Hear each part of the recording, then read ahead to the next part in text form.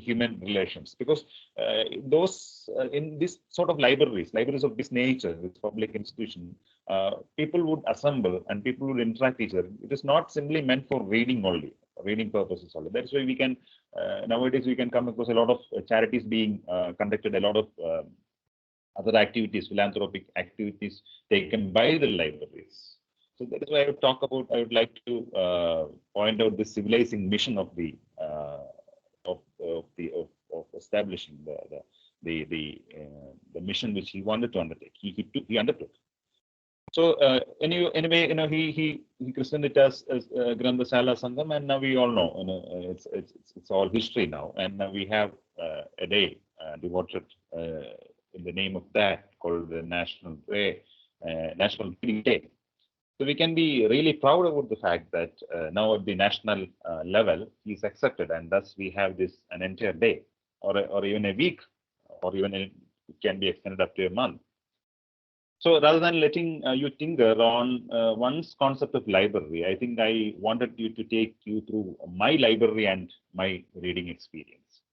I would say that my library, my notions of library and my reading experience are always different from the normal conventional kind of thing. There could be, whenever I utter this word, I mention this word or this concept or the idea of library, there could be several books or maybe book covers which could flash across your mind. Now, when it comes to discussing the influence and the impact of library. But that is where this Grandashala Sangam makes the difference. When you talk about this general public of Kerala, without this Grandashala Sangam, it would never have been the same. I would go on to even to point out or to argue that the Kerala Renaissance, which is often celebrated, has a lot to do with this establishment of the Grandashala Sangam and all, because it has a lot to do with the reading habits. How this Grandashala Sangam lured people into this sort of rooms, where you can borrow books, and at the same time you can also go and read the dailies and all. I think that all these ideas can be reflected right from the days of novelists like Tagari, Keshav Dev, such kind of readers. They always confessed that this sort of Grandashala Sangam, which had even before the days of Panikkar, it was always in the making. Maybe it must have been the threshold, must have been, or the person who took the initiative must have been Panikkar. But even before that, right from the day of Maxim Gorky and Tolstoy were available, it reached Kerala, and people began to read it with a lot of passion, and there was this progressive idea which moved them. So that's why even right from the days of first ever Malayalam novel, complete Malayalam novel, Indulekha, we can see a lot of references about reading and the need of reading habits, the need to inculcate the reading habits and all. And it also stresses the need for maintaining a library, which has got really a significant role in the civilizing mission, which also later envisaged by P.M. Panikkar. I would say that the most significant phase of public libraries. I actually, I'm at this point, I'd like to share a concern of mine. The point which we are in, too much of this online digital things. I think that a concern which you should address is that how are these public libraries, going to fare in the post-pandemic phase? I have a lot of apprehensions about that. Now, will they ever make a return? Will they be able to make a return? Or at the same time, I would also like to connect it with the notions of quarantine, because in quarantine I always imagine that suppose, if these quarantined people were given certain books to read, how would it would have been, how it would have been like? For example, they would have been asked to pick a few books from any of these libraries, and if they were given to read, what would have been the situation? That is why I wanted to title this bring that quarantine book lovers. So suppose if a book lover is quarantined, how would he have dealt with the situation? It's something very interesting to imagine. So the future of the libraries is the in the post-pandemic phase would be very interesting to look at, and I look forward to that. And I can say that the writing industry is very much alive. A lot of new books are being published, and maybe of late in Malayalam you have this 2 or 3 books by the name of Pacha, Manya, Chuvappa by T.D. Ramakrishnan, and Khadagan by K.R. Meera, and Murinava by Manoj Kuru. I think that all these 3 books, with the industry so thriving and libraries not open, maybe they may find a place in academic space in our college libraries and university libraries. But when will they be able to find a space in these public libraries is a big question. I would also like to bring in while discussing this, talking about this topic. So it always points to this concern that the popularity of such libraries, they are always on the wane. So it could also be a sort of acknowledging it. At one point, we are all lamenting that the reading public or the number of people who are in the reading is getting reduced day by day. But at the same time, you can also, I think that you should also connect it with this concern of this, which public libraries could face in near future. So I'm acknowledging the fact that during the heydays, there is always a canon that is established with Kerala reading public. I would say that canon which began with Gorky, Tolstoy, and which might have met a sort of end, a sort of conclusion with the days of Marquis. If somebody like Marquis, we all know the kind of influence Marquis had exerted on the psyche of Kerala. Because ഒരു പ്രത്യേക സാഹചര്യത്തിൽ മാർക്വീസിന്റെ മരണത്തിൽ പുലയുണ്ടായി എന്ന് പറയുന്ന ഒരു വായനാ സമൂഹം കേരളത്തിലുണ്ടായിരുന്നു. മധു നായർ എന്നൊക്കെ പറഞ്ഞ് ന്യൂയോർക്കിൽ വരുന്നത്. അപ്പോൾ that is what I would like to point out, right? From the days of Russian literature up to Latin American literature, it's a long legacy.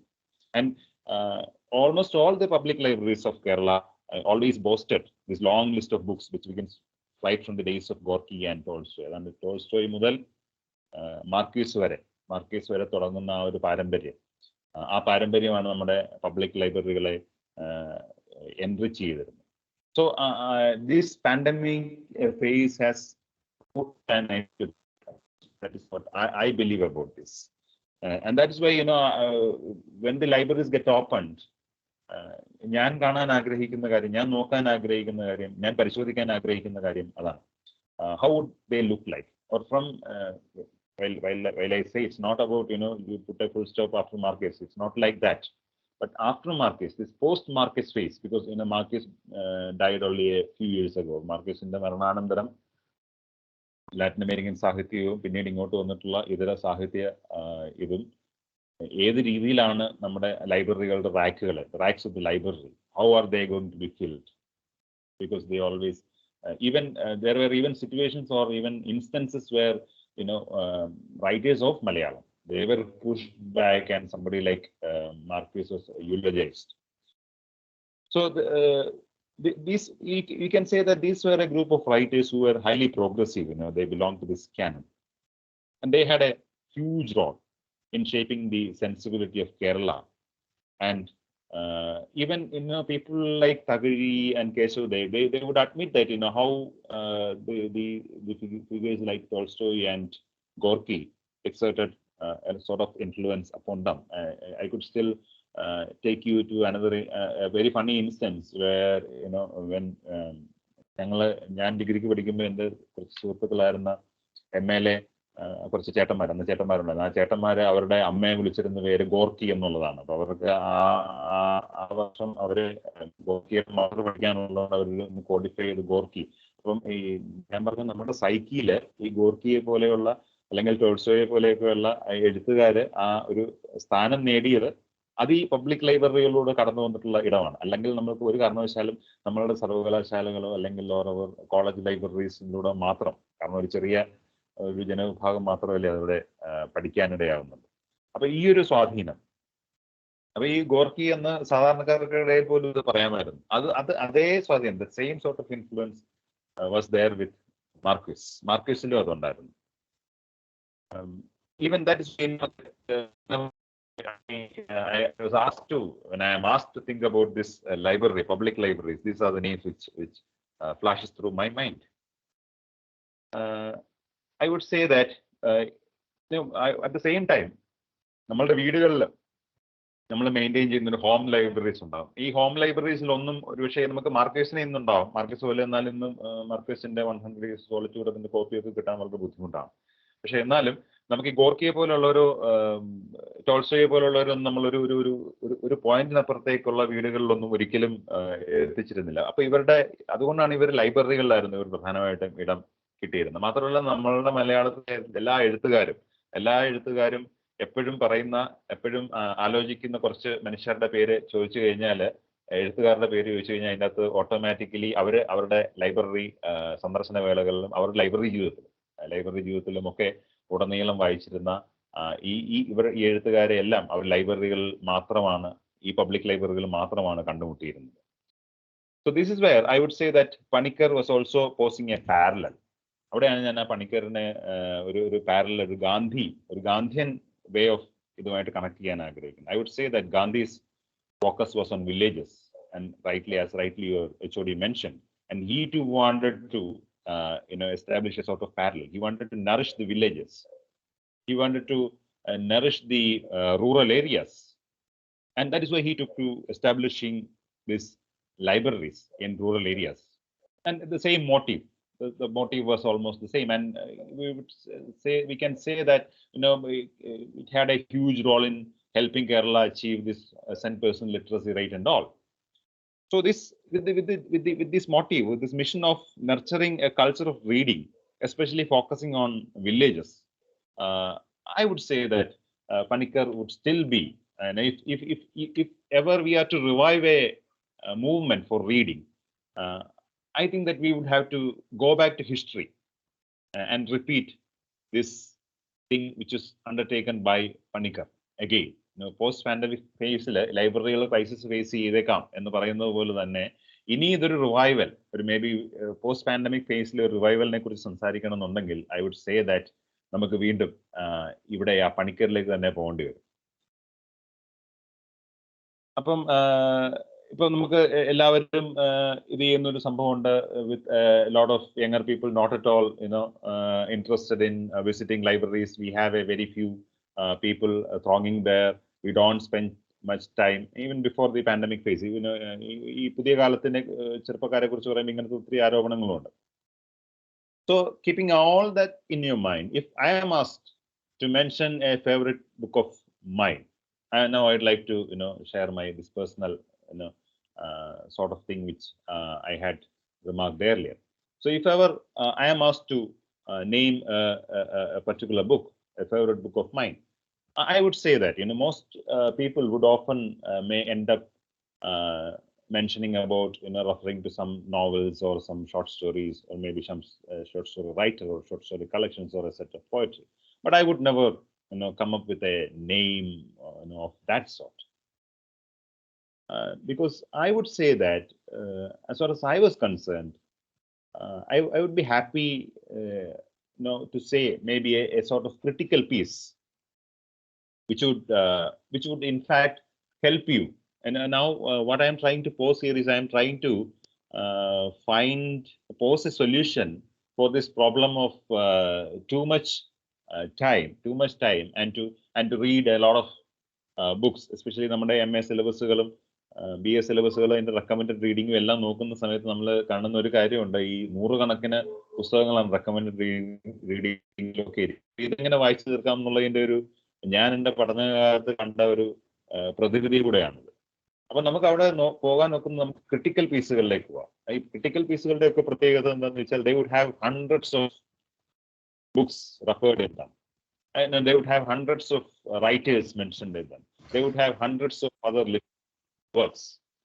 So, for example, somebody like in Malayalam, I would say that I used to be happy whenever I would confront these names like these likes of K.P. Appan or even somebody like M. Krishnan Nair. So these are the two figures, and I'm really grateful to Sajan sir because we had a lot of books by K.P. Appan, we had a lot of books by M. Krishnan Nair. M. Krishnan Nair's Sahitya Varafalam എന്നുള്ള പുസ്തകം pre-publicationൽ അത് ഒരു ചെറിയ കാലം കുറച്ച് കോപ്പികൾ ഏകദേശം 1000-ഓളം കോപ്പികൾ മാത്രം അച്ചടിച്ചൊരു പുസ്തകമായിരുന്നു സാഹിത്യ വാരഫലം. ഏകദേശം 1000-കണക്കിന് പേജുകളുള്ള ഒരു പുസ്തകമായിരുന്നു. അപ്പൊ ആ പുസ്തകം വന്ന ആ കാലയളവിൽ തന്നെ അത് നമ്മുടെ ലൈബ്രറിയിൽ, നമ്മൾ മർത്തോമ കോളേജിൽ ലൈബ്രറിയിൽ ഇടം നേടുന്നുണ്ട്. അപ്പം ഞാൻ അവിടെയൊക്കെ ആ സാജൻ സാറിന്റെ ഒരു വലിയ മനസ്സാണ്. ഒരു ലിറ്ററേച്ചർ പഠിച്ച ഒരാള്, നമുക്ക് പോയി നമ്മുടെ ഒരു ആവശ്യം ഷെയർ ചെയ്യാൻ വെക്കുന്ന ഒരാള്.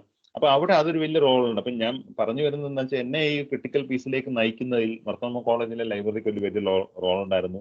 അത് തന്നെ K.P. അപ്പനെ പോലെയുള്ള എഴുത്തുകാരൻ എന്ന് പറഞ്ഞാൽ അതിനർത്ഥം ഞാൻ നോവലുകളോ അല്ലെങ്കിൽ കഥകളോ ഒന്നും വായിച്ചിട്ടില്ല എന്നുള്ളതല്ല. പക്ഷെ എന്നിരുന്നാലും ഞാൻ എപ്പോഴും പോകാൻ ആഗ്രഹിച്ചിരുന്ന പുസ്തകങ്ങൾ തീർച്ചയായിട്ടും K.P. അപ്പന്റെ ശോഭിക്കുന്നവരുടെ സുവിശേഷം. K.P. അപ്പൻ ഒരു വളരെ ലോ പ്രൊഫൈൽ കീപ്പ് ചെയ്തിരുന്ന ഒരു മലയാളം അധ്യാപകൻ കൂടെ, സാഹിത്യ അധ്യാപകൻ കൂടെയായിരുന്നു. So like and for that matter Krishnan Nair would be like he would be bringing in ലോകത്തുള്ള എല്ലാ കൃതികളെ കുറിച്ചും അത് പുസ്തകം ഇറങ്ങുന്ന സമയത്ത് തന്നെ അതിന്റെ പരിഭാഷകൾ ഉൾപ്പെടെ ഇറങ്ങുന്ന സമയത്ത് തന്നെ he would make it a point, and it is said that he had a library in Thiruvananthapuram. ആ library അല്ലെ book house, they would അവര് ആ പുസ്തകം ഇറങ്ങുമ്പോൾ തന്നെ പുള്ളിക്ക് അത് സംഘടിപ്പിച്ചു കൊടുക്കും. ഏത് പുസ്തകം ലോകത്ത് എവിടെ ഇറങ്ങിയാലും അന്നേരം തന്നെ പുതിയത് പുള്ളി അത് വായിച്ച് അത് പുള്ളി സീരിയലൈസ് ചെയ്ത് സാഹിത്യ വാരഫലം അന്ന് കലാകൗമുദിയിൽ സീരിയലൈസ് ചെയ്ത് തന്നിരുന്നു. അതിനകത്ത് ആ പുസ്തകത്തെ കുറിച്ച് റെഫറൻസ് ഉണ്ടാവും. അങ്ങനെ എപ്പോഴും നമ്മളെ വളരെ അപ്ഡേറ്റ് ചെയ്ത് ഒരു ക്രിട്ടിക്കൽ റൈറ്റേഴ്സിന്റെ ഒരു ഗ്രൂപ്പ് നമുക്കുണ്ടായിരുന്നു. ഞാൻ പറയും കേരളത്തിന്റെ എല്ലാ പ്രോഗ്രസീവ് ഐഡിയൽസിലും കേരളത്തിന്റെ എല്ലാ ഈവൻ ലൈബ്രറി മൂവ്മെന്റിലും ഒക്കെ ഇവർക്ക് നിർണായകമായ ഒരു റോൾ ഉണ്ട്. They always had a huge role, and that is why I would say if you are a book lover, rather than going into this sort of plain reading, maybe you can read for fun, you can read for just if it just satisfy your mind, soul, for pastime and all. I wouldn't object that. But if you want to be like somebody who would talk about 100 books, if you want to be somebody who can talk about any kind of any sort of books which are written in other languages, I think that you will have to go to writers like Krishnan Nair and K.P. Appan. That's where I would also like to bring in 3 different people in the context. I would like to bring in Virginia Woolf there, and also Harold Bloom. For example, somebody like Woolf, and you'd be really surprised to know that Woolf has written a book on reading, and even Bloom has also written another book on reading, how and why. So Woolf problematizes and argue to this point and say that it would be easy to speak or write about reading, but it would be challenging to write about reading on reading books. So that's the challenging aspect. That I would say that this was the challenge taken by K.P. Appan and Krishnan Nair. So what they would be doing is that they would read these books and they would write about their reading of the books, and they would talk about what those books meant. They wrote that everybody read books. Even these people used to read books, but they read the books to write about them. So that's a different thing. That is something which I would also advocate you. You should read books, but for what? It's not only for you. You should read books so that you can write about them. That's where I would urge you to follow this path. I can bring another personal experience here of mine. When DC Books had published a book on Himalaya Sanjaya Sahiti, that is how it is titled. And I had written an article about a Himalayan traveler. in one of the journals, and this DC Books people approached me that they told me that our republication they wanted an article from me, and when the editor demanded an article from me, I categorically replied that my article would not be a kind of cliche stereotype travelogue. Now, why I wanted to bring this in is because I wanted to talk about this experience of writing about reading books, your experience of writing about reading books. And I told them I would rather like to write about reading different travelogues of Himalayas. And then maybe, I would associate it with my own travel experiences. And so it turned out to be a comparative study. Those was the time when I was reading, I was I was working at Manjeri NSS College in the Malappuram district. I was far away from my home. So I used to spend a lot of time in the libraries there. So during that phase, there were 3 books. ഹിമാലയത്തിൽ പോയ യാത്രയുമായിട്ട് ബന്ധിപ്പിച്ച് ഞാൻ കണ്ട 3 പുസ്തകങ്ങൾ ഹിമവാന്റെ മടിത്തട്ടിൽ, ഹൈമവത പൂവിൽ, തപോഭൂമി ഉത്തരാഖണ്ഡ് എന്ന് പറഞ്ഞ 3 പുസ്തകങ്ങളായിരുന്നു. അപ്പം ഈ 3 പുസ്തകങ്ങള് ഞാനപ്പം ആ എഴുത്തിന്റെ ഒരു ക്ലീഷേ സ്റ്റീരിയോടൈപ്പ് ആവാതിരിക്കാൻ വേണ്ടി ഞാൻ ഈ 3 പുസ്തകങ്ങളെ കമ്പയർ ചെയ്തുകൊണ്ട് ആ വായനാനുഭവവും ഞാൻ എത്തിച്ചേർന്ന സ്ഥലത്ത് ഞാൻ കണ്ട കാര്യങ്ങൾ. അപ്പൊ അങ്ങനെ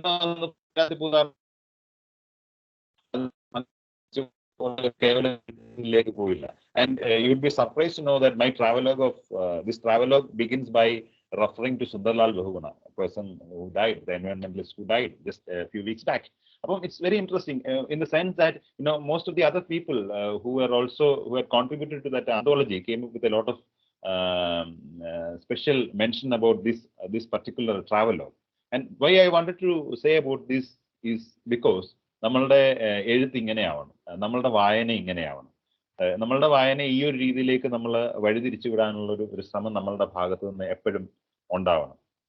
അപ്പം അതുകൊണ്ടാണ് ഇപ്പൊ വുൾഫ് പറഞ്ഞ ആ ഒരു പോയിന്റ് നിന്നാണ് ഞാൻ ഇതിലേക്ക് വന്നത്. ഇനി I would like to bring in Harold Bloom there, because ബ്ലൂമിന്റെ ഒരു പുസ്തകത്തിന്റെ പേര് തന്നെ how to read and why എന്നുള്ളതാണ്. എന്തിനു വായിക്കണം, എങ്ങനെ വായിക്കണം എന്നുള്ളതാണ്. അവിടെ ബ്ലൂം പറയുന്നൊരു പ്രധാനപ്പെട്ട കാര്യമുണ്ട്. For him reading is the most healing of pleasures. അതങ്ങനെയാണ്, he uses the phrase healing of pleasures.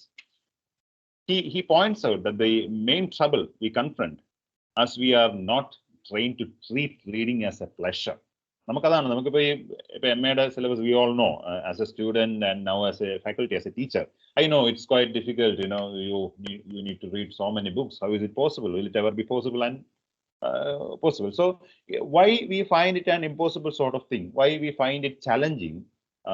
Leave aside, this inside the syllabus matter, then we would never be able to read something outside of it. So that's where he poses these 5 principles which I would like to pose before you. This 5 principle, and he says that it shall help you for the restoration of witty. So, if 5 points are clear your mind, the first one. And the second one is, do not attempt to improve your neighbor or your neighborhood by what or how you read. A scholar, the third one, a scholar is a candle which love and desire of all men light. So that's how he defines scholar. And mind you, there is also another work, American Scholar by Emerson, which I would have definitely liked to topic. Let me see if I have time, I shall do it. So then the fourth one is, one must be an inventor to read well. And the fifth one is recovery of an irony. That is, he always says there is a sort of problem of ideology, which always have a sort of destructive capacity to apprehend and appreciate. For this, we need to overcome this problem of ideology if we are to train ourselves for the pleasure. Why we can't read, why we cannot read, the answer shall be because we are trapped in a sort of ideological situation or a crisis where we are not able to overcome that, and that is what pushes us into this sort of position. And while I talk about these things, I shall also talk about 2 different people. One, a thinker, a sort of an intellect who who was very much associated with the library and library movement. One, as I mentioned, it's Immanuel Kant, and another person is Mario Varghese Llosa. He was also a librarian, being a blind man. There is a book which talks about his whole library experience, how he managed his library experience.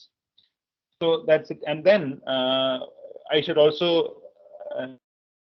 like to point out a few points or a few books before I conclude my talk.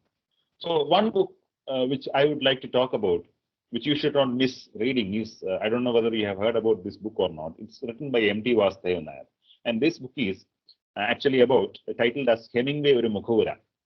So M.T. Vasudevan Nair തന്റെ ജീവിതത്തിൽ തന്നെ ഏറ്റവും കൂടുതൽ സ്വാധീനിച്ച പുസ്തകവും എഴുത്തുകാരനും ആരാണെന്ന് ചോദിച്ചപ്പോൾ അതിന് പറഞ്ഞ മറുപടി Ernest Hemingwayയും Old Man and the Sea ആണ്. And that is what he always wanted to Hemingway വല്ലാതെ പിന്തുടരാൻ ആഗ്രഹിച്ച ഒരു എഴുത്തുകാരനായിരുന്നു M.T. വാസുദേവൻ നായർ.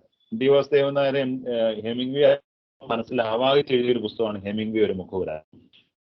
എല്ലാ ക്രെഡിറ്റും കൊടുക്കുന്നത് ഹെമിംഗ്വേക്കാണ്. ഹെമിംഗ്വേ എന്ന് പറയുന്ന ഒരു എഴുത്തുകാരനില്ലായിരുന്നെങ്കിൽ ഞാനില്ലായിരുന്നു. കാരണം ജീവിതകാലം ഉടനീളം ആത്മഹത്യക്കെതിരെ സംസാരിക്കുകയും ആത്മഹത്യ പാപമാണെന്ന് പറയുകയും man can be destroyed but cannot be defeated എന്നുള്ളൊരു സ്ലോഗൻ ഉയർത്തിപ്പിടിച്ച് old man and the see പോലൊരു വർക്ക് എഴുതുകയും ചെയ്യേണ്ടി വന്ന ഒരു മനുഷ്യന്റെ പരിതാപകരമായ നിസ്സഹായത അവസ്ഥ കൂടാണ് ആ പുസ്തകം. So I would say that you should definitely read that book. And then another book. Then I should also talk about two books where library fills pages and pages of those two books, or library plays a significant role. And those two books shall be, as you all may be knowing that, If on a Windless Night, a Traveler by Italo Calvino. And then another book shall be In the Name of Rose. The Name of Rose by Umberto Eco. So ഈ രണ്ട് പുസ്തകങ്ങൾ Italo കാൽവിനോയുടെ if on a winter's night ട്രാവലിനകത്ത് ഈ കഥ നടക്കുന്നതും കഥ മുമ്പോട്ട് നയിക്കുന്നതിനകത്ത് ലൈബ്രറിക്ക് നിർണായകമായ ഒരു റോളുണ്ട്. ബുക്ക് ഹൗസിന്റെ ഉൾപ്പെടെയുള്ള ഇതിൽ നെയിം ഓഫ് ദി റോസ് അത് തന്നെയാണ്. അരിസ്റ്റോട്ടലിന്റെ കോമഡിയെ ബേസ് ചെയ്തിട്ടൊരു ഒരു ബുക്ക്, ഒരു ഡിറ്റക്റ്റീവ് രീതിയിലുള്ള ഒരു വർക്കാണത്. It's also made into a movie where Sean Connery played the role of detective. So I should strongly advocate to go through these books. If on a Windless Night Travel has got a sort of very readability already book, and it's a sort of a postmodern book, filled with a lot of aporias and gaps and all that. Then I should also urge you to go across this Varghese and Kant, Immanuel Kant. Why? Because is that I would say that these were the two librarians, and these two librarians represent two different shades of bookkeeping. Bookkeeping in രണ്ട് അറ്റങ്ങൾ, രണ്ട് extremes കാണണമെന്നുണ്ടെങ്കിൽ you can go to Borges, and lot of books are available on Borges and his library, and also Immanuel Kant. Immanuel Kant worked in the Royal Library, and he applied for a job there, and he got there. And as we all know, the whole project of enlightenment was in fact the decisive role played by Immanuel Kant. Then another is about a writer working in a library. And this writer working in a library, it's always interesting, how a writer would imagine, or how a writer would engage himself in a library. And when it comes to Borghese ആ ജീവിതത്തെ കുറിച്ച് അവിടെ പറയുന്നവരുണ്ട്. ശരിക്കും പറഞ്ഞാൽ Borges that is mentioned in Malayalam. In 1937, he was unemployed. അപ്പോൾ ഈ unemployment is another problem which pandemic must bring in. Might be bringing in. അപ്പോൾ അവിടെ മുനിസിപ്പൽ ലൈബ്രറിയിൽ അസിസ്റ്റന്റ് ലൈബ്രറിയനായിട്ടാണ് ജോലി എടുക്കുന്നത്. അപ്പോൾ അത് 10 വർഷം മുമ്പ് തുടങ്ങിയ ഒരു പുസ്തകശാലയാണ്. അവിടെ ഏകദേശം 6500 ബുക്സ് ആണ് ഉള്ളത്. അത് 1940s കൂടി അത് 40,000 ആയിട്ട് വരുന്നു. പിന്നീട് എന്താണ് ബോർഹസ് പിൽക്കാലത്ത് ഒരു ജെയിംസ് ഉഡാൽ എന്ന് പറഞ്ഞ ഒരാള്, ഇതൊരു സർക്കാർ ലൈബ്രറി ആയിരുന്നു. അതിന്റെ ചിത്രം പറയുമ്പോൾ എന്താ വെച്ചാൽ ബോർഹസിന്റെ 5 പുസ്തകങ്ങൾ അവിടെ ഉണ്ടായിരുന്നുള്ളൂ. അപ്പൊ അതിനകത്ത് വളരെ ഇൻട്രസ്റ്റ് പരിപാലിച്ചിരുന്ന ലൈബ്രറിയിൽ ബോർഹസിന്റെ പുസ്തകങ്ങൾ ഉണ്ടാവുക. അപ്പം ആ ഒരു ഭയങ്കര ഒരു കാൽപ്പനികമായ ഒരു അനുഭൂതി കൂടാണ്. ഇത് അനുഭൂതികളുടെ ചരിത്രം കൂടാണ്. അതായത് തന്റെ കൃതികൾ അവിടെ താൻ അടുക്കി വെക്കുമ്പോൾ ദിവസവും കൺഫ്രണ്ട് ചെയ്യുന്ന ഒരു ബോർഹസ് അവിടെ ഉണ്ടായിരുന്നു. എന്നാൽ അതിൽ ജീവനക്കാർക്ക് എത്ര പേർക്ക് ഇത് ബോർഹസ് ആയിരുന്നു എന്നുള്ളത് അറിയാമായിരുന്നു എന്നുള്ളത് സംശയമാണ്. ബോർഹസ് പുസ്തകങ്ങൾ നല്ലപോലെ വായിച്ചിരുന്ന ഒരാളാണ്. അപ്പൊ നല്ലപോലെ വായിച്ചിരുന്ന ഒരാള് പുസ്തകശാലയുടെ അല്ലെങ്കിൽ ലൈബ്രറികളുടെ ഒരു ഇതായിട്ട് മാറുക. അതൊക്കെ ഭയങ്കര രസകരമായിട്ട് ഈ ബോർഹസിന്റെ ജീവിതത്തെ കുറിച്ചിട്ട് നിങ്ങൾക്ക് മനസ്സിലാക്കാൻ ശ്രമിച്ചാൽ അത് ചെയ്യണം. അതുപോലെ തന്നെ വേറൊന്ന്, നമുക്ക് റീഡിംഗ് ബുക്സിനെ കുറിച്ച് നമുക്ക് ഓഫ്കോഴ്സ് നമുക്ക് മറക്കാതെ പറയേണ്ട വേറൊരു പേരാണ് ഡോൺ കിയോത്തെ. ഡോൺ കിയോത്തെ അറിയാമല്ലോ, how he got and lot of retellings. ഒത്തിരി ഡോൺ കിയോത്തേക്ക് പിൽക്കാലത്തുണ്ടായ റീറ്റെല്ലിങ്സ് ഒക്കെ ശരിക്കും ആ പുസ്തക വായന എന്നുള്ള ആ ഒരു ഇതിൽ നിന്നാണ്. എന്താണ് Don Quixote, Don Quixote, otherwise he's called as Don കിക്സോട്ടിനെ എർജ് ചെയ്യുന്നത് to undertake the adventures or chivalry chivalric ഐഡിയൽസിലേക്ക് കിക്സോട്ടിനെ നയിക്കുന്ന ഫാക്ടേഴ്സ് എന്തൊക്കെയാണ്?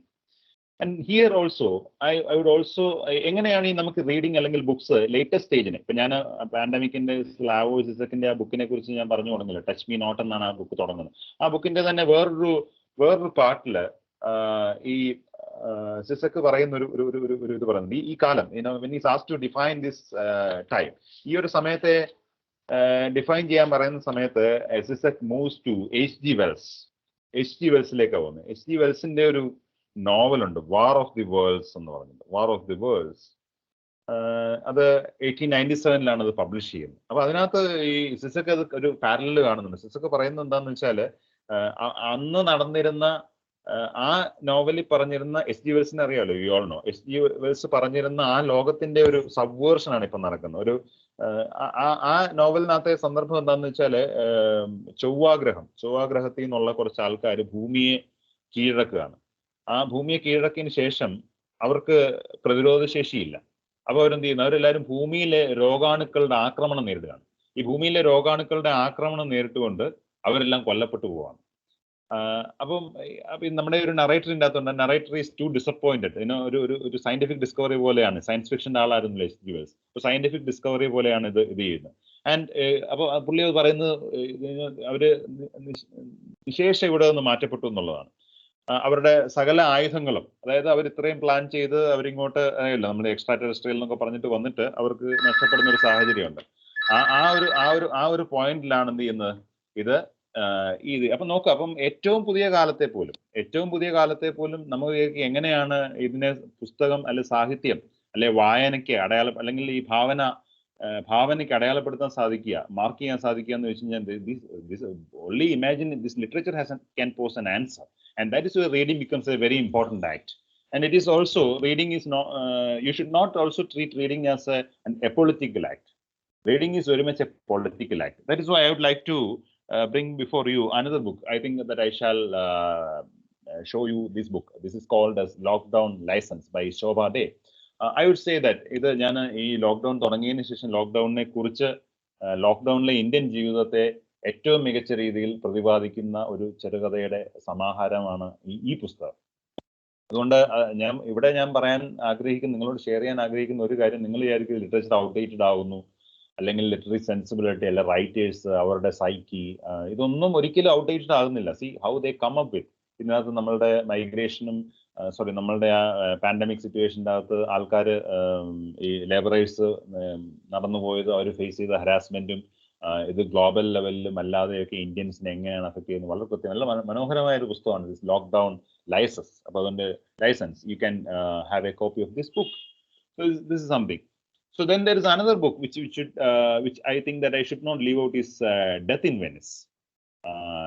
ഈ പുസ്തകം death in Venice of course ഒരു പകർച്ചവ്യാധിയുടെ ഒരു സിറ്റുവേഷനിൽ നിന്നിട്ട് ഒരു ലൈഫിന്റെ വളരെ ഡെപ്തിലുള്ള ഒരു ബോണ്ടിങ്ങും ഒക്കെ ഡിസ്കസ് ചെയ്യുന്ന ഒരു ബുക്കാണ്.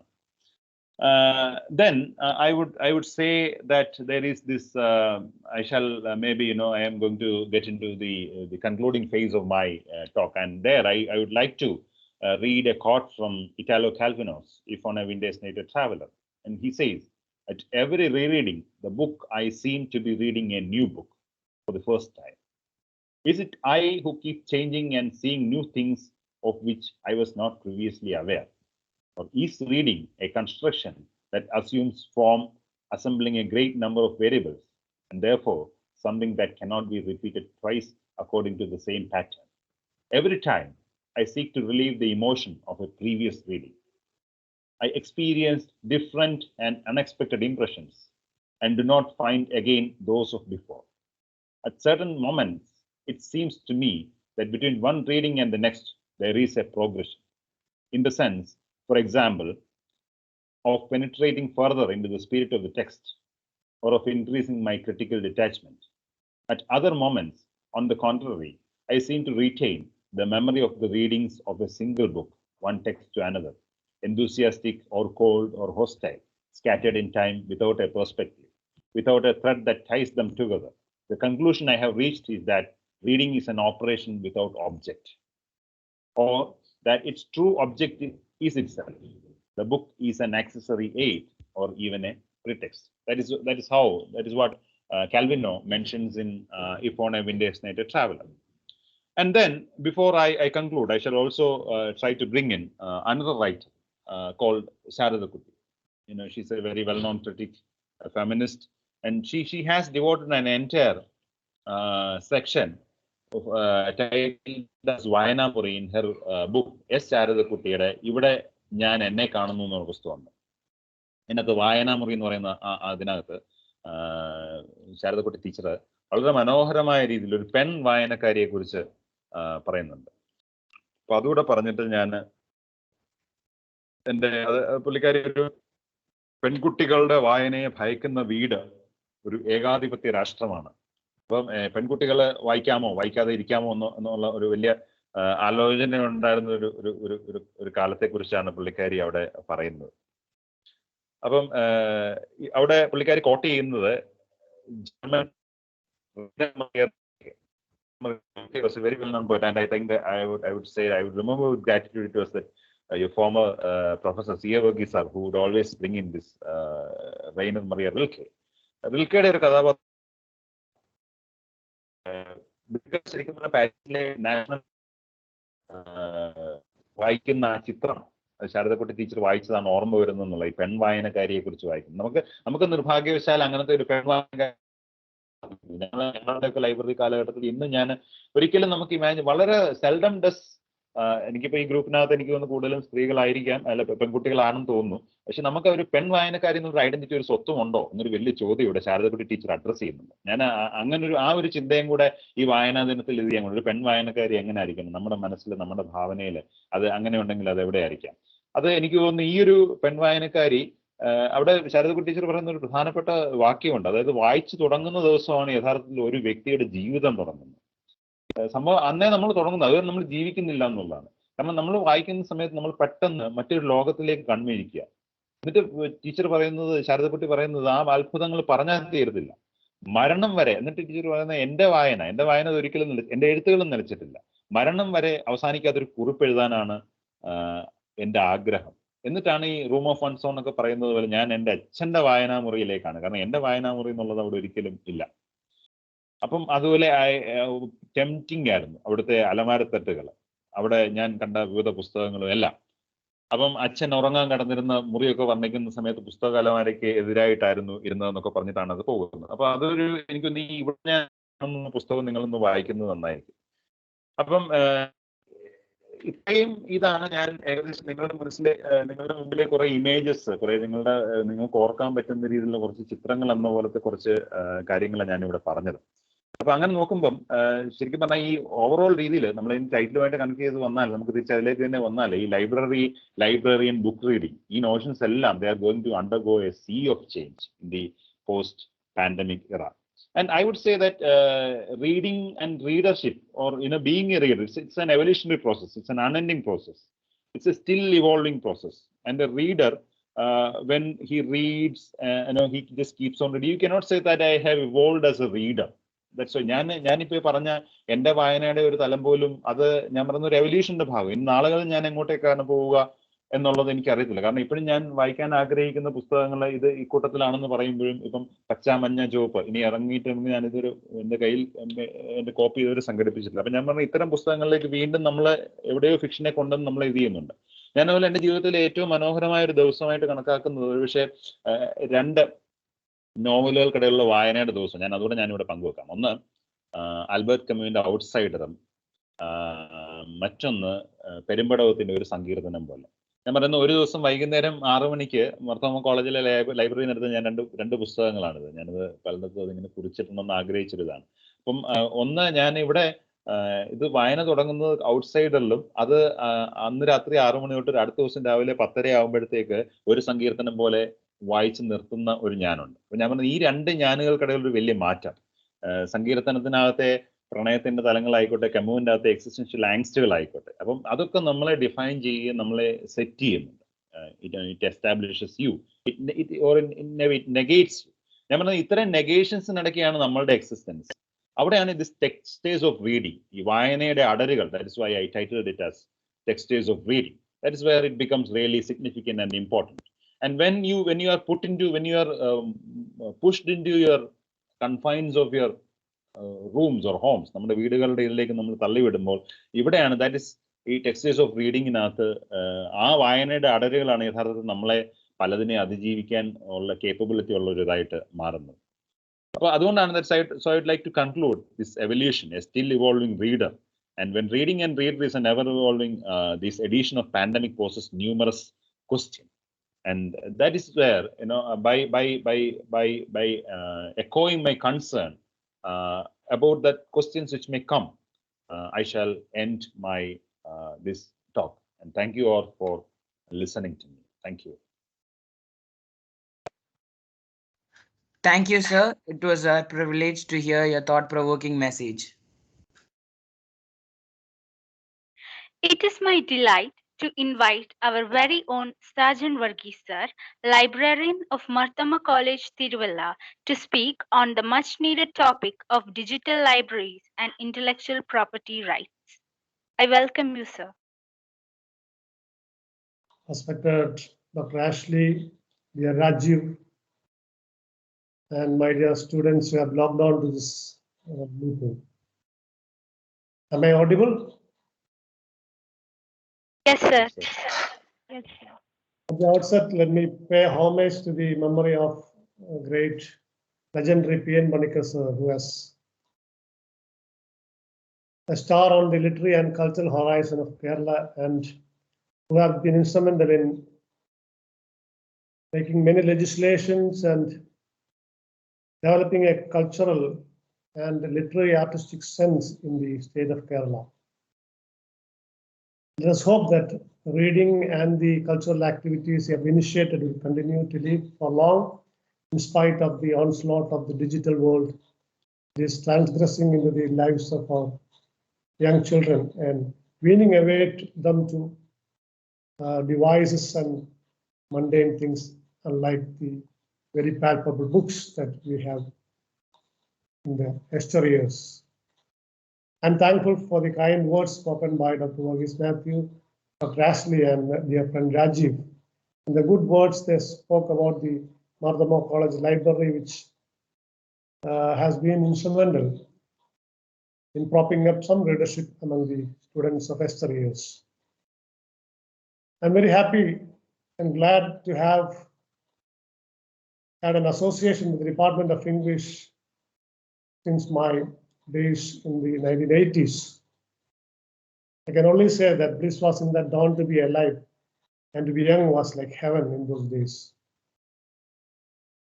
Dr. Ashley has assigned me the topic digital libraries and the Copyright Acts, but I'm grateful and happy that she still keeps the notions of the dusty old shelves and the nook and corner of the library and the digital and print world, as well as the marginalia on the books and the romantic setting she has said in the opening lines.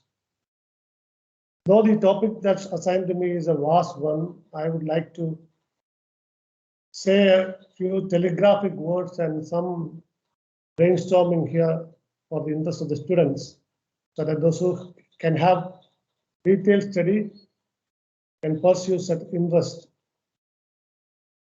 in the future. You know, the libraries have been existing from time immemorial, and there are instances of having evidence of libraries existing since 2000 BC.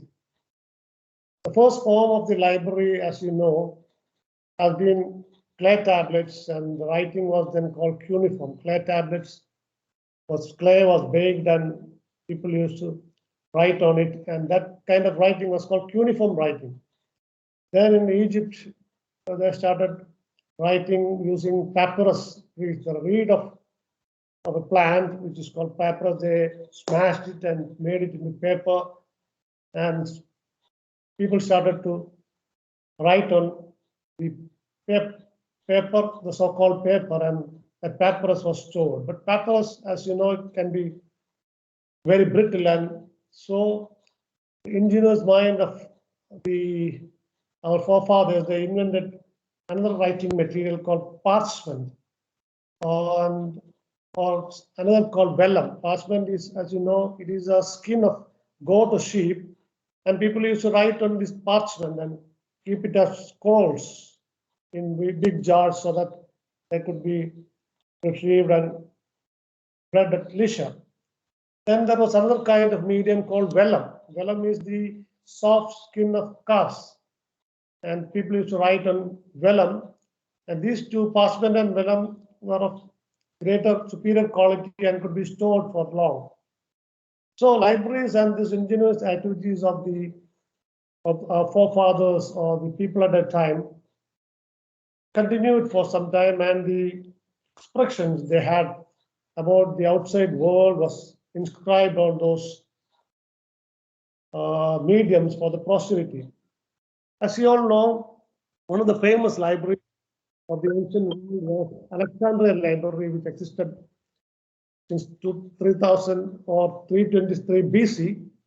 There were thousands of books, and it was famous all over the ancient world for the number of titles it had.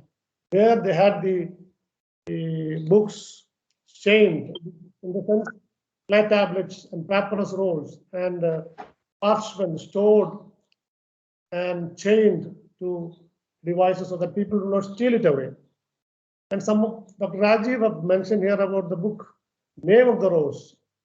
And that is one of the, incidentally, that is one of my favorite books too. And it describes about a murder that has been happening in a monastery and the intrigue surrounding the murder and all those things. But it throws a light on the working of the library in the ancient times, how the friars and the people there used to write and inscribe it and keep it in the library. And so monasteries were one of the main centers of learning as well as bookkeeping and libraries. So as the development grew and concurrently the libraries also grew as the civilization grew up. And with the advent of computers in 1960s, this medium of storage and the keeping of books or dissemination of knowledge took another turn. The large-scale computerization of or digitalization of the printed world poses very much different problems that arose at the time. The digital era or the age of computers started along with the scientific advancement in the communication technology as well as the computer technology, and the marriage between the two, the cooperation between the computer technology and communication technology gave rise to the digitalization process. Libraries have always marched hand in hand and adapted and adopted themselves when the new technology evolved. And it paved way to electronic libraries, which now we talk of, or library without walls, where the physical collection is being now replaced by the computer hard disk or the big databases stored in unknown locations where we can access the books or the printed word like the physical books. So when the printing and the digitalization started, large-scale, mass-scale production of books started, and libraries grew concurrently with these developments. So in the digital era, the national libraries started digitalizing their collections. Institutions started to make repositories of their own. Big databases came up, and then very many issues cropped up. Before going into the copyright issues and digital aspects of the same, I would like to mention some of the big e-library projects or the digital projects which you might be aware of. One is the Project Gutenberg. The other one is Internet Public Library. Then you have the full text online library, free classic literature library, Planet eBooks. These are some of the book banks or book stores in e-format, and students can access these big databases without any copyright infringement, because they are all open source initiatives, so that there won't be any copyright issues. In the physical world, the copyright issues and digitalization paved way to very many problems in relation to the intellectual property rights. Intellectual property rights, as you know, is a property that concerned with the intellectual activity or the creation of mind. Or it's about inventions, literary or artistic works, symbols or names. When you create something using your intellect, the ownership or the right of the invention or the literary work belongs to the creator.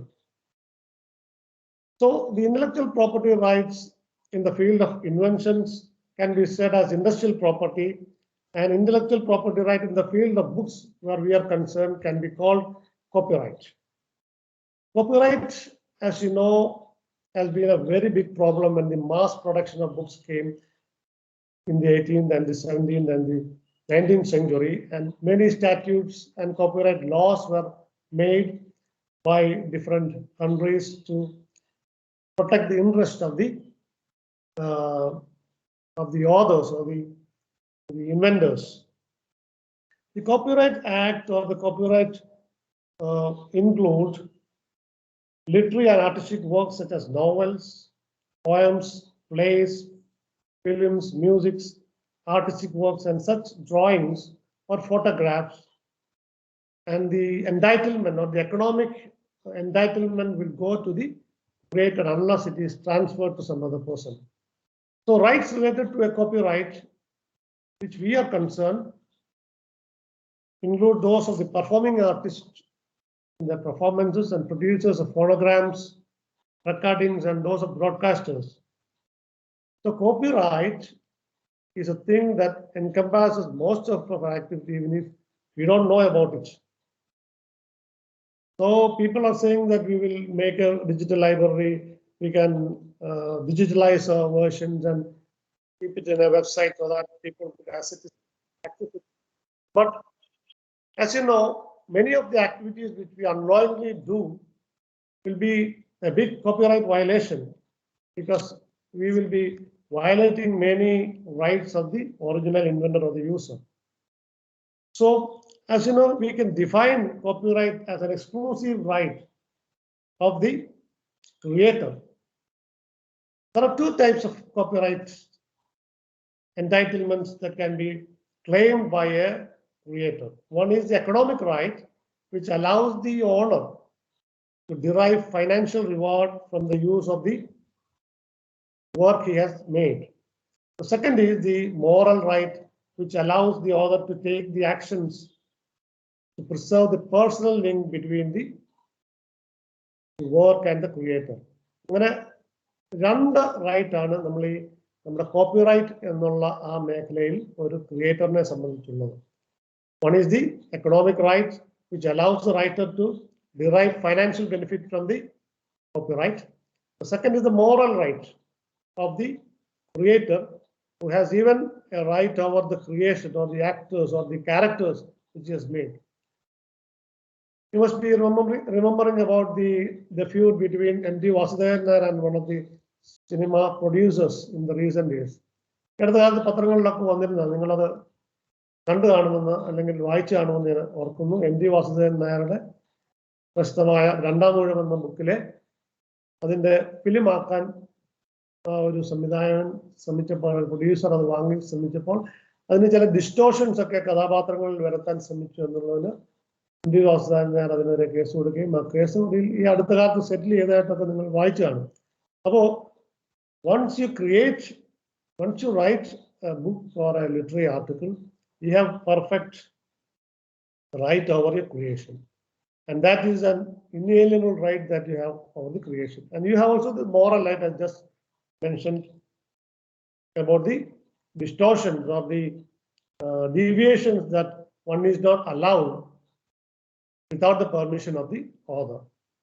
Also, you must be remembering about the case between Ilayaraja and our singer S.B. Balasubramanian, which has also been in the papers in the recent times. So that has also been settled for the good of the public who has been fans of both these persons.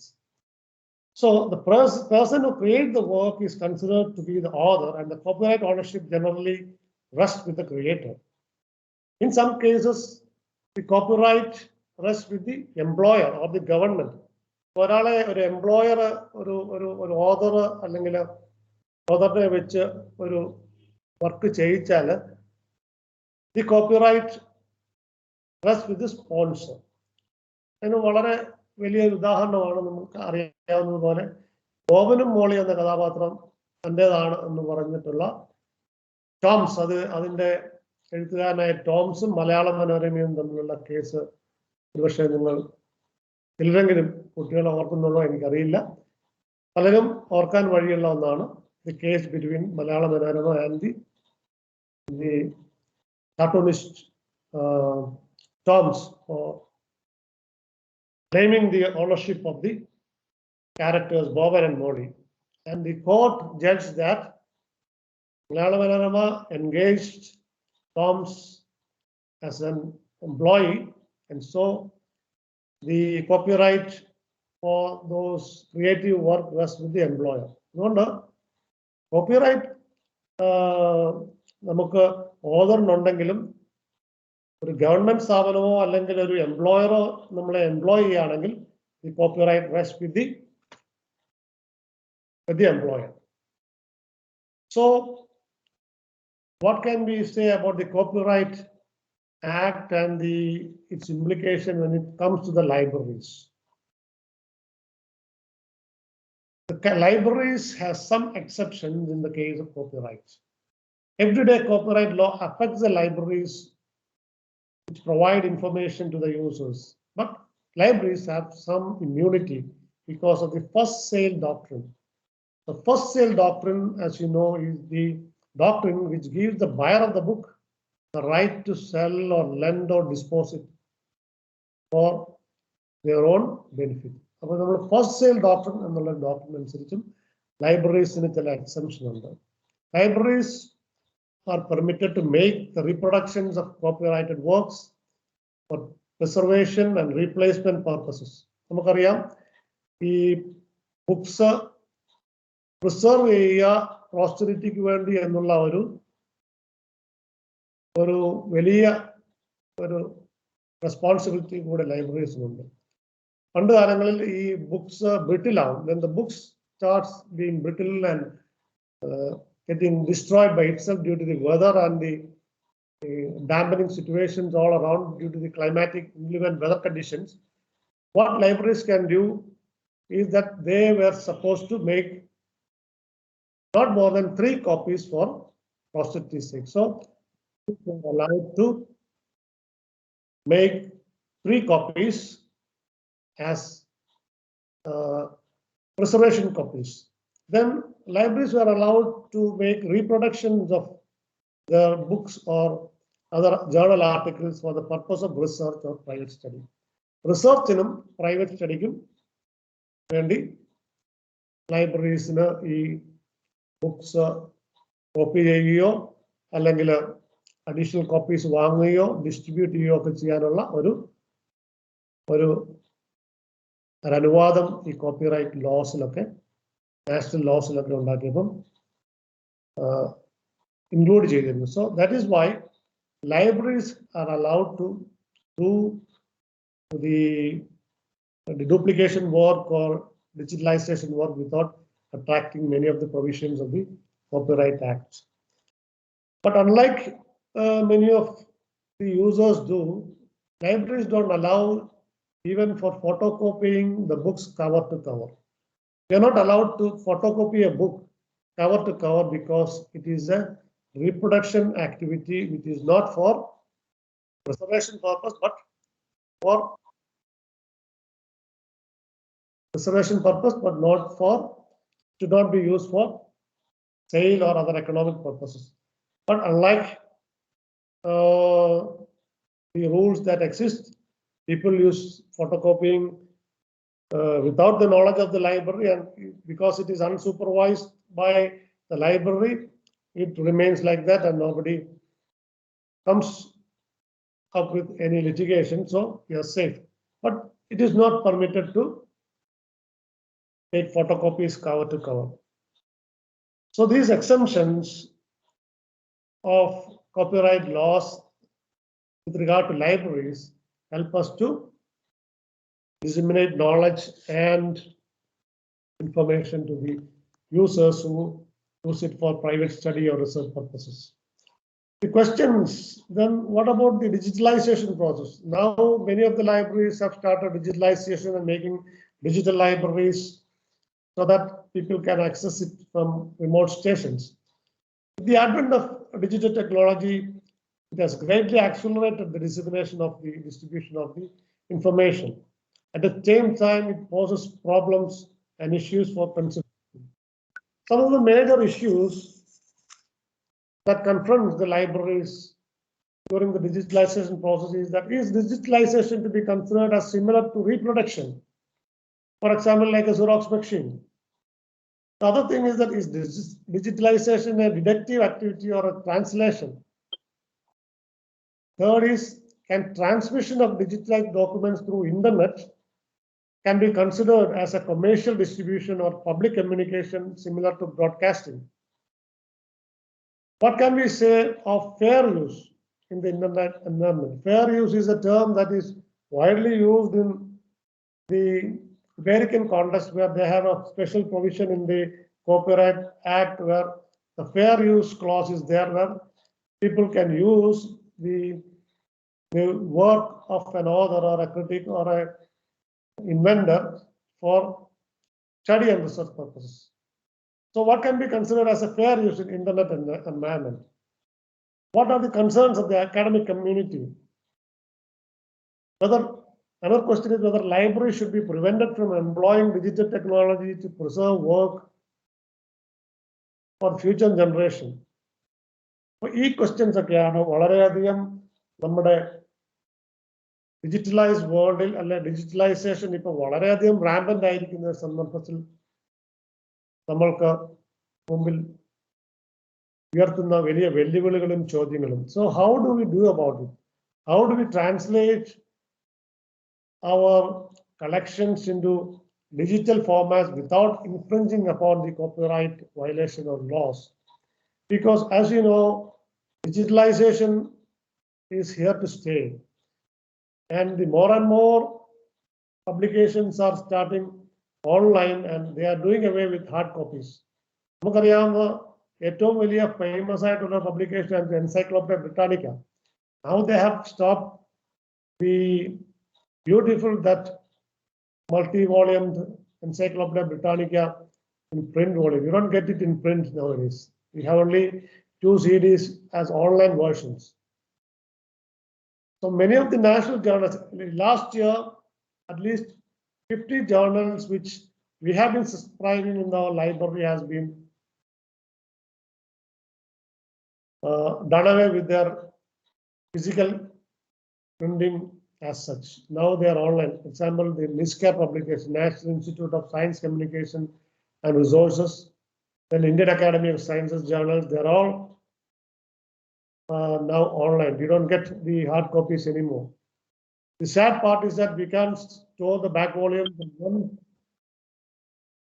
our subscription of those journals in online ends, you don't get the back volume, you don't have access to it. But once in the The print era, when we used to subscribe it on daily basis or monthly basis, we could store the back volumes in the library and people could access it whenever they want. They could take it into the library corner and read it or browse it.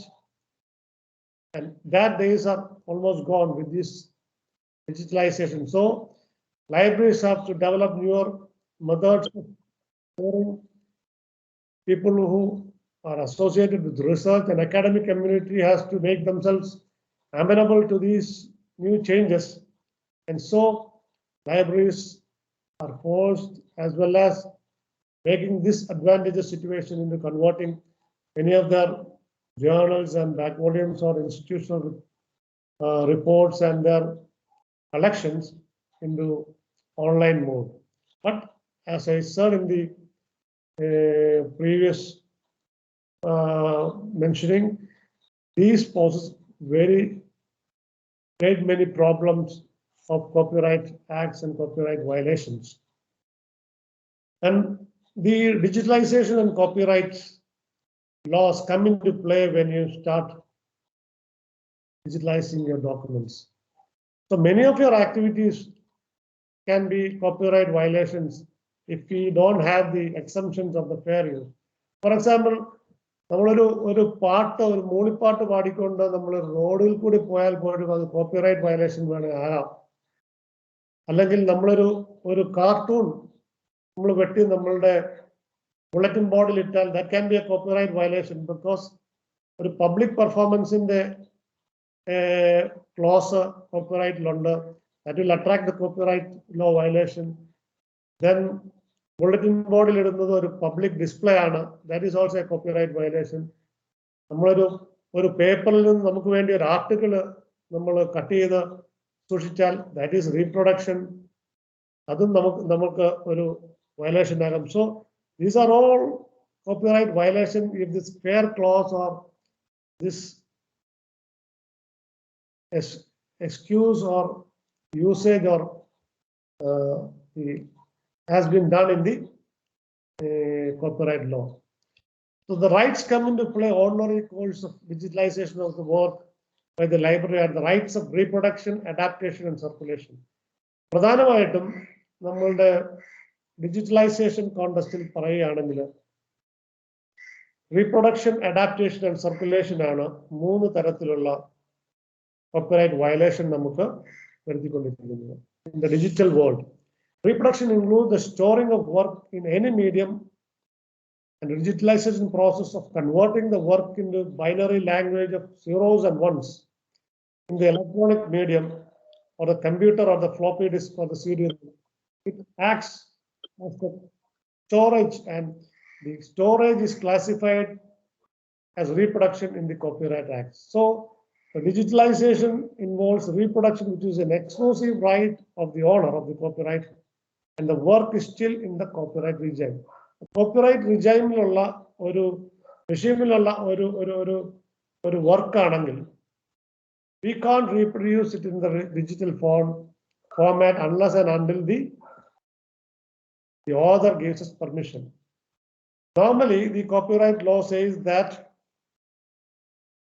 a copyright of a particular book or an artistic production ceases to exist after 60 years of the death of the author.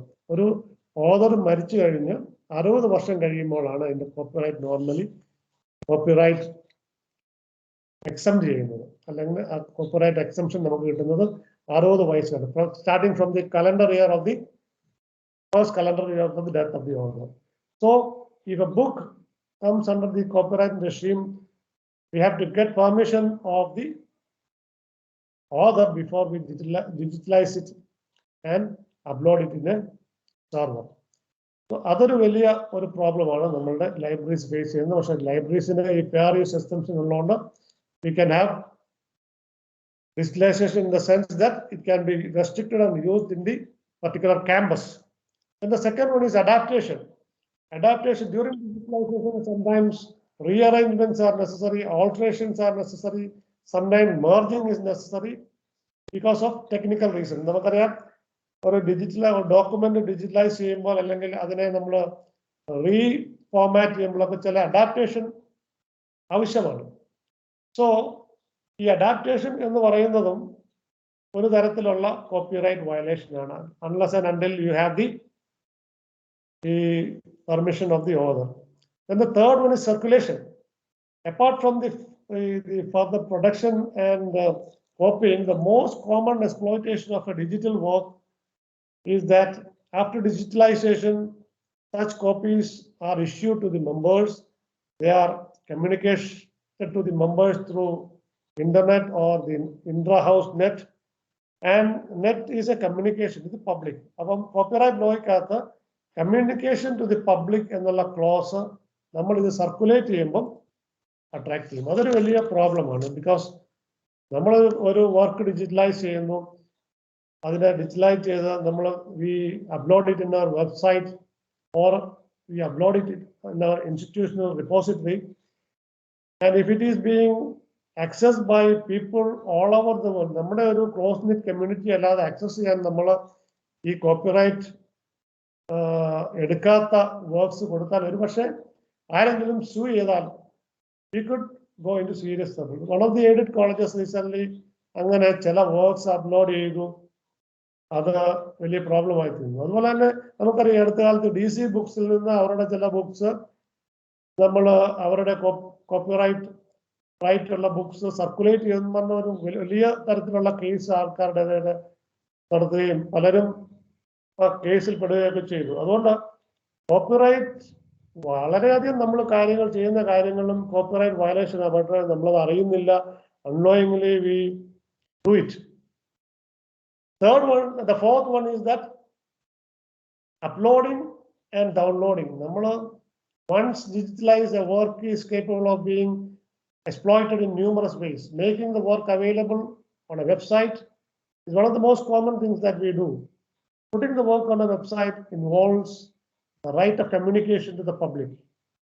Keeping the work on a website itself becomes an act of communication to the public. Therefore, it is necessary that we should obtain the right and permission of the author for it. Libraries are now facing great many difficulty in the matters of uploading and digitalizing and downloading such works which amount to the infringement of copyright right. അതുപോലെ തന്നെ നമുക്കറിയാം audio visual works പലതും നമ്മളുടെ multimedia ഉപയോഗിച്ച് നമ്മുടെ software ആണെങ്കിലും ശരി, CD ROM ആണെങ്കിലും ശരി, നമ്മൾ വൺസ് നമ്മൾ കോപ്പി ചെയ്തിട്ട് നമ്മൾ അത് ഒരു വർക്കായിരിക്കാം, അല്ലെങ്കിൽ ഒരു ഇൻഫർമേഷൻ ആയിരിക്കാം, അല്ലെങ്കിൽ ഒരു ഫിലിം ആയിരിക്കാം, അതൊക്കെ നമ്മൾ ഒരു വൈഡർ സർക്കുലേഷൻ കൊടുക്കുമ്പോൾ it becomes a big problem, because അത് it will bring economic devaluation for the copyright owner, and that will cause problems for it. Now, another thing is the social media use.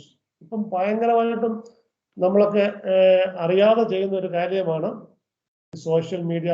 These days, the social media platform have become one of the most prominent models of connecting people around globally. These platforms involve sharing of works which may be copyrighted. നമുക്കറിയത്തില്ല ഇത് copyrighted ആയിരിക്കാം. The widespread practice of sharing of the materials of images, photographs of social media, then transferring one file to the other during a circulatory meeting, infringement of copyrights come into play in all this. നമുക്കിത് അറിയാതെ തന്നെ നമ്മൾ ചെയ്യുന്ന ഒത്തിരി കാര്യങ്ങൾ ഈ social മീഡിയയിൽ copyright violation ആണ്. For example, reposting or saving or sharing of works protected under copyright on social media. That is also a copyright violation. Reposting or claiming ownership of a creation of rights protected under the copyright work. അതൊരു copyright work ആയിരിക്കും. നമുക്കറിയാം അടുത്ത കാലത്ത് ഭയങ്കര ഈ പാൻഡമിക്കിന്റെ സമയത്ത് ബുക്സിന്റെ innumerable copyright ഇല്ലാത്ത ഒത്തിരി ബുക്സ് നമ്മൾ സർക്കുലേറ്റ് ചെയ്യുകയും അതിനെതിരെ നിയമ നടപടികളൊക്കെ പലരും നേരിടേണ്ടിയും വന്നിട്ടുണ്ട്. Using the content available on the media platform without the owner permission. ഇതെല്ലാം സോഷ്യൽ മീഡിയ യൂസുമായിട്ട് ബന്ധപ്പെടുത്തി നമ്മൾ ചെയ്യുന്ന കാര്യങ്ങളാണ്. ഇത് വളരെയധികം കോപ്പിറൈറ്റ് വയലേഷൻസ് വരുന്നുണ്ട്. പക്ഷേ unknowingly we are doing it every day. ഈ കോപ്പിറൈറ്റ് വയലേഷൻസ് നമ്മൾ സീരിയസ് കോപ്പിറൈറ്റ് പ്രോബ്ലംസിലേക്ക് നമ്മളെ എത്തിക്കാൻ സാധ്യതയുണ്ട്. നമ്മൾ പറഞ്ഞ 4 പ്രധാനപ്പെട്ട ഡിജിറ്റൽ വേൾഡിലുള്ള കോപ്പിറൈറ്റ് വയലേഷൻ ആണ്: reproduction, adaptation and alteration, circulation, then uploading and downloading of documents, social media usage, പ്രത്യേകിച്ചും reposting, sharing of the materials in the digital world without taking copyright permission from the owner. അപ്പം ഇങ്ങനെ ഒരു സാഹചര്യത്തിൽ ഈ ഒരു copyright വയലേഷൻസിന്റെ ഒരു ബാക്ക്ഡ്രോപ്പിൽ how will we balance the fair use and copyright? നമുക്കറിയാം, I will read out some of the convention that has been done to discuss these copyright violations and how to strike a balance between the copyright issues as well as the fair use. The first act, ഇതുമായി കോപ്പിറൈറ്റുമായിട്ട് ബന്ധപ്പെട്ട ആദ്യത്തെ act എന്ന് പറയുന്നത് the Licensing Act of 1662. അത് നമുക്കറിയാം 19th century ഈ printing വളരെയധികം വ്യാപകമായതോടുകൂടി the King of England issued a statute, or it was called the Statute of Anne in 1662 to protect the rights of the authors. അതായിരുന്നു ഈ copyright ഫീൽഡിലെ first statute of Anne in 1662. Then the first international convention in Bern 1883 they thoroughly discussed about the copyright issue. It was before the digital world. It was in the realm of the physical copyright activities, and many laws were evolved in the Bern Convention of the 1883. Then ഇന്ത്യയിൽ ഗവൺ ചെയ്യുന്ന ഏറ്റവും വലിയ ഒരു copyright law എന്ന് പറയുന്നത് copyright act of 1962. അതാണ് ഞാൻ മുമ്പേ പറഞ്ഞിരുന്നത്. നമ്മളെ ഗവൺ ചെയ്യുന്ന ഒരു കോപ്പിറൈറ്റ് ആക്ട് 1962 promulgate ചെയ്തത്. And then these sub-rules came in 1968. And recently in 2012, the Copyright Act of 1952 has been amended to include the digital media also. Then the World Copyright Treaty 1996 to strike a fair deal between the copyright issue as well as fair use. The TRIPS trade related intellectual patent right. Other 1995 നമുക്കറിയാം Gat കരാറുമൊക്കെ ബന്ധപ്പെട്ട വളരെയധികം ചർച്ചകൾ നടന്ന ഒരു കാര്യമാണ്. അങ്ങനെ ഈ digital വേൾഡിലെ കോപ്പിറൈറ്റുമായിട്ട് ബന്ധപ്പെട്ട അല്ലെങ്കിൽ കോപ്പിറൈറ്റ് നമ്മളുടെ ലിറ്റററി ആസ്പെക്റ്റുമായിട്ട് ബന്ധപ്പെട്ട പ്രധാനപ്പെട്ട 5 laws or treaties ആയിരുന്നു the Statute of Anne in 1662, Bern Convention in 1883, the Copyright Act of India in 1962, the World Copyright Treaty of the 1996, and the 1995 TRIPS Act, or the Trade Related Intellectual Property Rights. Another section 52 ആണ് നമ്മുടെ fair യൂസിനെ കുറിച്ച് പറയുന്നത്. നമ്മൾ എങ്ങനെ fair use, ഞാനിപ്പോൾ പറഞ്ഞതുപോലെ നമ്മുടെ research and study പർപ്പസിന്, നമ്മുടെ ഇൻഹൗസ് യൂസിന്, നമ്മുടെ ക്ലോസ് കമ്മ്യൂണിറ്റി യൂസിനൊക്കെ എങ്ങനെ ഈ നമ്മളുടെ കോപ്പിറൈറ്റ് ആക്ട് വയലേറ്റ് ചെയ്യാതെ തന്നെ നമുക്ക് എങ്ങനെ ഈ ആസ്പെക്ട്സ് ഒക്കെ നടത്താം എന്നുള്ളതിനെ കുറിച്ചുള്ള ഒരു ബാലൻസ് സ്ട്രൈക്ക് ചെയ്യുന്നതാണ് ഈ റൈറ്റ്. ഈ section 62 of the Copyright Act 1957 lays down the provision of act which does not constitute the copyright infringement. അതായത് ഞാനൊന്ന് വായിക്കാം. ഒന്ന്, conducting research or study, making copies of materials available on internet for the sole purpose of study. നമുക്കറിയാം ഇന്റർനെറ്റിൽ available ആയിട്ടുള്ള aspects അല്ലെങ്കിൽ ഡേറ്റാബേസിലൊക്കെ available ആയിട്ടുള്ള information, if it is used for the sole purpose of study and research, നമുക്ക് ഈ fair use clause ന്റെ ഒരു benefit കിട്ടും. That does not amount to infringement of the Copyright Act. A teacher making use of a content from a database or a film or a digital version of it to make a certain satirical point or make notes during his class, that is not a copyright violation. access to a journal from a university website or a library, to make back copies on the hard drive as a temporary protection against the loss, destruction or damage. നമുക്കറിയാം ലൈബ്രറീസിനൊക്കെ പോസ്റ്ററിറ്റിക്ക് വേണ്ടി keep ചെയ്യാനായിട്ട് ഒരു books നശിച്ചു പോകാതെ അല്ലെങ്കിൽ അതിന്റെ copy ഇപ്പം copyright violation വരാതെ ഒരു ഔട്ട് ഓഫ് പ്രിന്റ് ബുക്ക് അതിന്റെ 3 കോപ്പീസ് ലൈബ്രറീസിനൊക്കെ ഉണ്ടാക്കി പ്രിന്റ് ചെയ്ത് വെക്കാവുന്ന റൂൾ ഉണ്ടായിരുന്നു. That it can be now be extended to the digital world. We can keep, maybe it doesn't mean anything now because unlike in the printed scenario, 1 copy is equivalent to 100 copies if it is in a digital format. But libraries have some kind of protection, and unless and until it has been widely circulated for economic purposes. So, angane oru idundu. Then using CD, DVD or pen drive or any multimedia device for playing songs in an enclosed room or hall meant for common use of a resident or a residential premises as a part of a club activity for non-profit purposes. നമ്മളുടെ ഒരു CD-ROM ഓ DVD ഓ pen ഡ്രൈവോ ഒരു close community യൂസിന് അല്ലെങ്കിൽ ഒരു club activity അല്ലെങ്കിൽ non profit ആക്ടിവിറ്റിക്ക് ഉപയോഗിക്കുന്നതിനും നമുക്ക് copyright violation ഇല്ല. Then reproduction of a publication of an electronic report of any committee, council or body or an institution established by an act of legislature or a state government. State government അല്ലെങ്കിൽ national government ഒരു ഗസറ്റിൽ കൂടെ publish ചെയ്ത് പബ്ലിക്കിന്റെ യൂസിന് public കൺസംപ്ഷന് വേണ്ടി വന്നിരിക്കുന്ന ഒരു document ആണെങ്കിൽ that can be also used or circulated widely because of the does not affect or attract the copyright laws. അപ്പം ഈ കോപ്പിറൈറ്റ് ലോസ് ഡിജിറ്റൽ വേൾഡിൽ വ്യാപകമായിട്ട് ഇപ്പം ആൾക്കാർ പ്യൂണിറ്റീവ് മെഷേഴ്സ് ഉപയോഗിക്കുന്നില്ലാത്തതുകൊണ്ടാണ് നമ്മൾ ഒരുപക്ഷെ ഇതിന്റെ ഗാമ്പറ്റിൽ നിന്ന് പുറത്തു നിൽക്കുന്നത്. But when a user, when an author takes it to litigation, we can have serious trouble if we circulate it on, especially on social media platforms like sharing and downloading and sharing to multiple groups. So students and academic community should be aware of the fact that this can amount to copyright violations.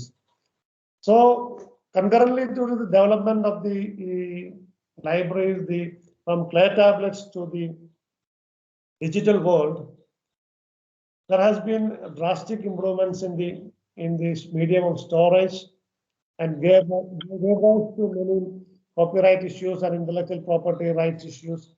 This has been sorted partly by the international community and the national community by big conventions and laws in the field, but still there are big issues that have to be sorted out.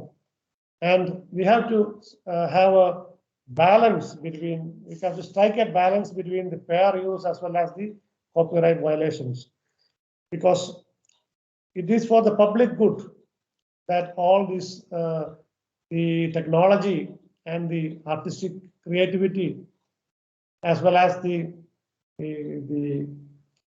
inventions of the inventors should be used for the general public good. And it has been heartening to note that there are many open service initiatives like Open Archives, OAI Open Archives initiatives, Creative Commons, then the GNU projects, etc., which has been open source initiatives and open access initiatives, and many of the databases from which you can download a number of copies that can be used for academic purposes without any copyright laws.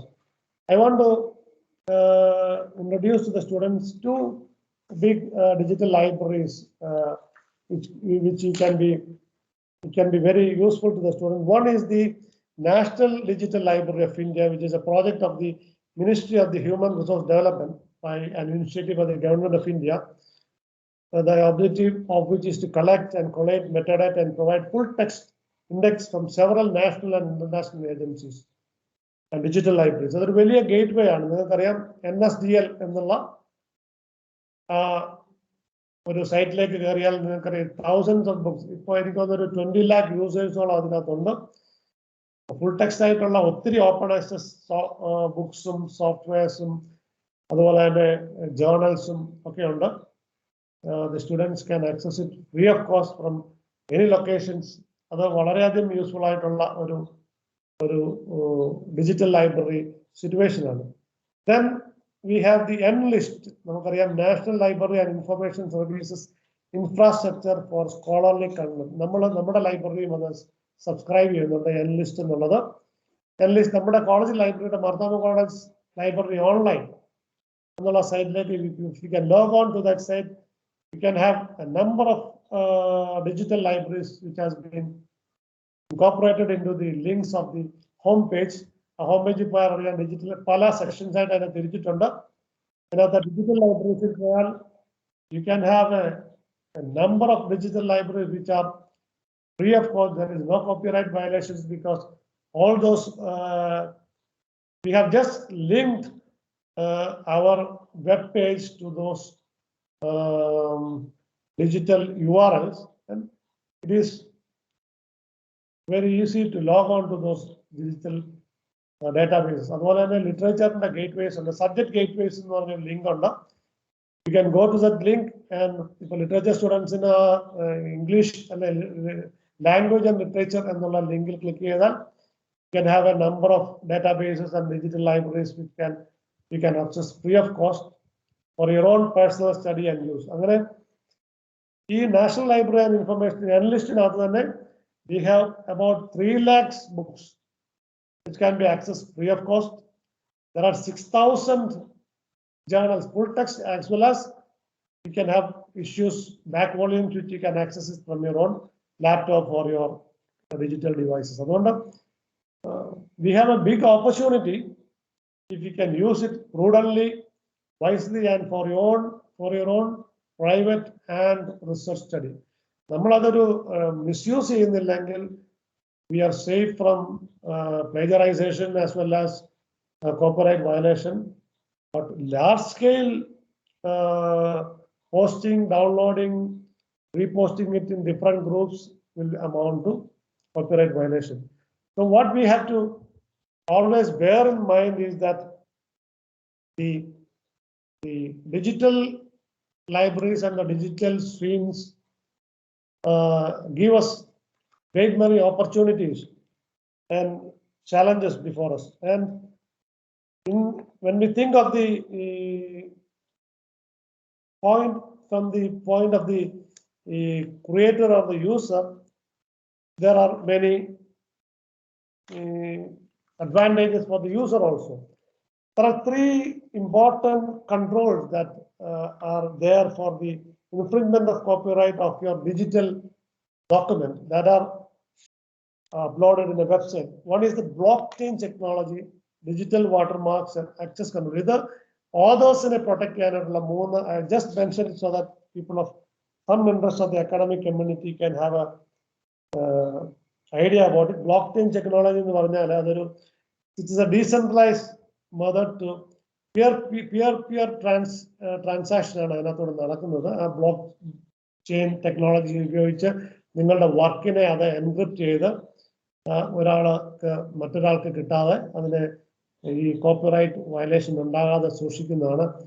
Second is a digital watermarks. ഒരു ഓതറിന്റെ ഒരു work അതിൽ upload ചെയ്യുമ്പോൾ one of the easier ways to protect it is help the owner to trace the work and prevent it from duplication. അത് duplicate ചെയ്യാതിരിക്കാനായിട്ട് ഈ digital വാട്ടർമാർക്സ് സഹായിക്കും. And access and copy control. It is a software that enables the user to check the creator on free and illegal use of his work. The blockchain technology and digital watermarks and access control will safeguard the interests of the author or the creator of the document. This ഉപയോഗിച്ച് you can protect. That is much technical and you don't have to go through it. I just mentioned it so that there are ways and methods to protect the copyright or your work from duplication. And at the conclusion, I have to say that as a developing country, India we have a great interest in the digital scenario, because people from even the remote villages can access digital world when there are physical documents are not available. They cannot access public, but even a small village, a kid from a small village can access a good library, can access the printed word or the digital form from his own mobile phone. That is a big advantage for developing countries like India. And let us hope that the copyright laws won't prevent the fair use of such things, or the right fair use of the materials from by the users of the developing world. So methods and issues and laws have to be framed so that we can strike a balance between the usage of the digital books, digital devices, etc., and the rights of the user. And globally, the fair use provisions are an important way in which the balance is struck and the copyright systems can work also without causing much harm to the academic community. With these few words, I would like to conclude my short speech on the problems and the prospects and the challenges in the digital era, and the copyright issues and the intellectual property right issues that confront the user, as well as the libraries, as well as a researcher when they go about the activity of conducting their daily academic work. Thank you for your patient listening. Thank you, sir, for those valuable words.